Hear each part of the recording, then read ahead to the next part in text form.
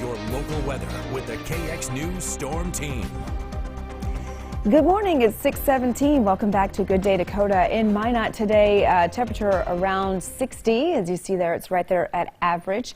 I'm not going to see any kind of overnight low records here. And later tonight, even though we're going to be colder, our overnight lows will be pretty seasonable as well. Also in Bismarck, very seasonable with 62 for a forecast high. 60 is our average.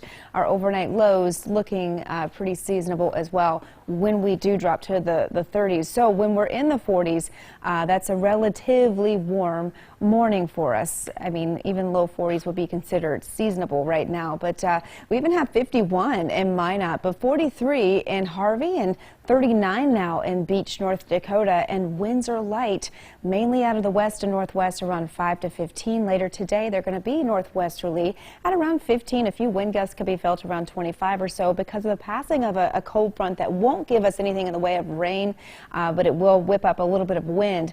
Your forecast highs a little cooler in the west behind that front, some 40s and 50s, with the rest of us mainly in the 50s and the 60s today. And things are changing here in the coming days. We've got a storm system that's going to impact a lot of the nation's midsection, and for us it's not going to mean the same things as folks to our west. Along the Rockies and through pretty much all of Wyoming, parts of Colorado, we're seeing winter storm headlines, winter storm warnings, watches, winter weather advisories. But the system is going to mean something totally different to us by the time it gets to us. And you can see here, we could see some rain later tonight for some folks in the west, but the better chances come late Tuesday through all of Wednesday. The center of that low to the south of us will pull in the warmer air on the east side, of course the cooler air on the west side, and this is the side we'll be watching, especially as we head into late Wednesday. We could see a bit of a rain-snow mix, some of us seeing our first snow of the season. I don't think you'll be necessarily shoveling at this point. I think it would have a tough time accumulating if we could squeeze out some snow from the system. But as the system does lift to the north, of course, it will continue pulling in cooler air from the north, and that could give us a bit of a rain-snow mix on Thursday morning as it does exit. It's going to give us substantial rain, though. This is the rain potential, potentially 1 to 3 inches widespread across the state.